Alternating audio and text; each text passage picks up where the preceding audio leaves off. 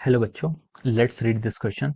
So this question says, in a uniform circular motion, velocity and acceleration vectors are option A perpendicular to each other, option B in same direction, option C in opposite direction, option D in arbitrary direction. तो चलिए बच्चों अब हम इस question को start करते हैं। तो देखिए बच्चों इस क्वेश्चन का जो आपका की कॉन्सेप्ट है, the key concept of this problem is our circular motion. क्या है आपका सर्कुलर मोशन। यहाँ पर हमें देखिए सर्कुलर मोशन के अंदर भी यूनिफॉर्म सर्कुलर मोशन है, ठीक है।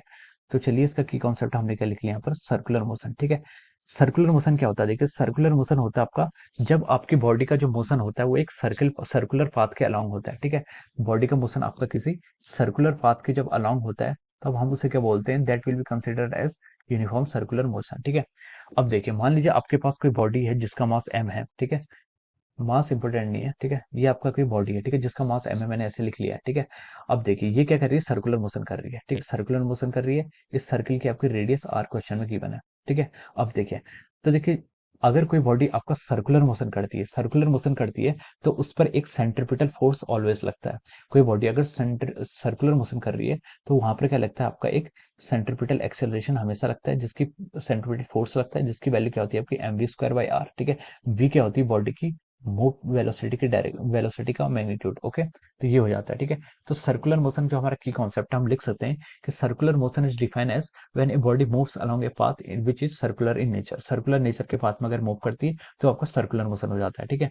तो ये आपका इतना आ गया। अब उसने हमसे क्वेश्चन पूछा कि in a uniform circular motion, uniform circular motion का मतलब क्या होता है। यूनिफॉर्म सर्कुलर मोशन का मतलब होता है जिसको मैं यहाँ पर यूसीएम लिख रहा हूँ, यानी कि यूनिफॉर्म सर्कुलर मोशन। यहाँ पर क्या होता है, आपकी जो स्पीड होती है, स्पीड क्या हो जाती है, कांस्टेंट होती है। स्पीड कांस्टेंट मतलब वेलोसिटी का जो मैग्नीट्यूड है वो कांस्टेंट, यानी कि यहाँ पर आपकी स्पीड इंक्रीज नहीं कर रही है, ठीक है। यहाँ पर आपकी स्पीड इंक्रीज नहीं कर रही, स्पीड आपकी कांस्टेंट है, ठीक है। मान लीजिए यहाँ पर वेलोसिटी v है, ठीक है। यहाँ पर मतलब स्पीड का मैग्नीट्यूड क्या है, v है। और यहाँ पर देखिए वेलोसिटी का मैग्नीट्यूड इस डायरेक्शन पर क्या होगा, टेंजेंट की डायरेक्शन के अलॉन्ग होता है, ठीक है।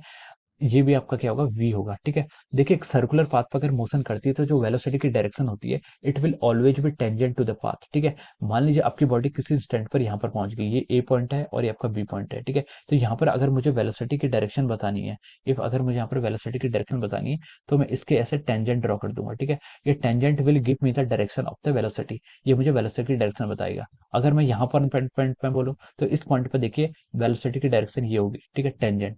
इस पॉइंट पर बोलो तो इसके टेंजेंट ड्रॉ कर दीजिए, this will give the direction of the velocity, ठीक है। हम डिफरेंट डिफरेंट पॉइंट पर वेलोसिटी निकाल सकते हैं, ठीक है।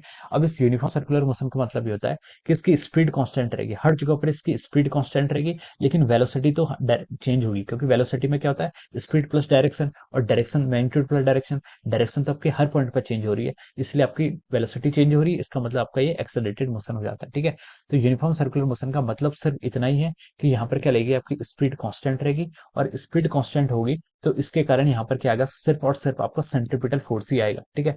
जो आपका सेंट्रीपिटल फोर्स है mv²r, यही एक्ट करेगा, ठीक है। अब देखिए क्वेश्चन में उसने बोला है कि हमें एक्सेलरेशन और इसकी डायरेक्शन बतानी है, ठीक है। सेंट्रीपिटल फोर्स का मतलब क्या होता है, ये आपका सेंटर की तरफ लग रहा है। तो देखिए फोर्स अगर आपका सेंटर की तरफ लग रहा है तो हम फोर्स को क्या लिख सकते हैं, मास इंटू एक्सेलरेशन, ठीक है। तो देखिए फोर्स की डायरेक्शन और एक्सेलरेशन की डायरेक्शन सेम होगी, ठीक है। फोर्स इनसाइड है तो एक्सेलरेशन भी आपका इस डायरेक्शन पे होगा। सिमिलरली बी पॉइंट पर देखिए यहाँ पर भी आपका फोर्स क्या लगेगा, इनवर्ड लगेगा, तो आपका एक्सेलरेशन डाउनवर्ड इस डायरेक्शन होगा। तो देखिए ए पॉइंट पर देखिए एक्सेलरेशन आपका इनवर्ड है और वेलोसिटी टेंजेंट है, तो ये क्या है, एक दूसरे के परपेंडिकुलर। बी पॉइंट पर देखिए एक्सेलरेशन और वेलोसिटी परपेंडिकुलर है, ठीक है। इस पॉइंट पर देखिए यहाँ से आपकी ऐसे एक रेडियस वेक्टर ड्रॉ करेंगे, ठीक है। ये आपका क्या जाएगा, एक्सेलरेशन की डायरेक्शन, और ये डायरेक्शन आपकी वेलोसिटी के। तो वेलोसिटी और एक्सेलरेशन यहाँ पर भी परपेंडिकुलर है। तो हर पॉइंट पर हम बोल सकते हैं कि वेलोसिटी और एक्सेलरेशन क्या होंगे, एक दूसरे के परपेंडिकुलर होंगे in case of our uniform circular motion. अगर एक यूनिफॉर्म सर्कुलर मोशन नहीं होगा, देखिए सर्कुलर मोशन में दो प्रकार के होते हैं, ठीक है। एक यूनिफॉर्म सर्कुलर मोशन हो गया, एक होता है जिसमें आपकी वेलोसिटी या फिर स्पीड भी चेंज होती है, या फिर वेलोसिटी का मैग्नीट्यूड भी चेंज होता है। तो वहां पर आपका एक टेंजेंशियल एक्सेलरेशन भी आ जाता है, ठीक है। वहां पर आपका एक टेंजेंशियल एक्सेलरेशन भी आता है। तो वहां पर जो नेट एक्सेलरेशन होता है वो टेंजेंशियल प्लस सेंट्रीपिटल एक्सेलरेशन का रिजल्टेंट होता है, ठीक है। तो लेकिन हमसे क्वेश्चन में यूनिफॉर्म सर्कुलर मोशन बोला है, तो यूनिफॉर्म सर्कुलर मोशन में ये फैक्ट है कि एक्सेलरेशन और वेलोसिटी एक दूसरे के ऑलवेज क्या रहते हैं, परपेंडिकुलर रहते हैं, ठीक है। तो ये आपका क्या हो जाएगा, इस तरीके से हम बोल सकते हैं कि देखिए acceleration are perpendicular to each other, ठीक है, तो ऑप्शन ए में ही आपको ये गिवन है, ठीक है, ऑप्शन ए में क्या है, these are perpendicular to each other, ठीक है, तो ऑप्शन ए क्या हो जाएगा, इसका करेक्ट हो जाएगा। ऑप्शन बी है in same direction, this is wrong. Option C in opposite direction, this is also wrong. Option D in any arbitrary direction, ये भी आपका रॉन्ग है। तो जो इसका करेक्ट आंसर है वो क्या आपका ऑप्शन ए, तो हम लिख सकते हैं कि ऑप्शन ए इज करेक्ट।